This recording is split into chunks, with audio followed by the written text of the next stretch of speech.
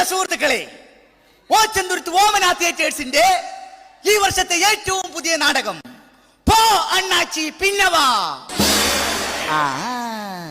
നാടക രചന ഓന്തുണ്ണി ഓച്ചന്തുരുത്ത്. ഗതാഗതം ഓച്ചന്തുരുത്ത് ഓന്തുണ്ണി. ഈ നാടകത്തിന്റെ ഏറ്റവും വലിയ പ്രത്യേകത പഠിക്കാൻ പറഞ്ഞാരാ? ഈ നാടകത്തിന്റെ ഏറ്റവും വലിയ പ്രത്യേകത, ഈ നാടകത്തിൽ മെയിനായിട്ട് അഭിനയിക്കുന്ന 4 നടന്മാർ വന്നിട്ടില്ല. അതിനെന്തിനാണ് അടിച്ചത്?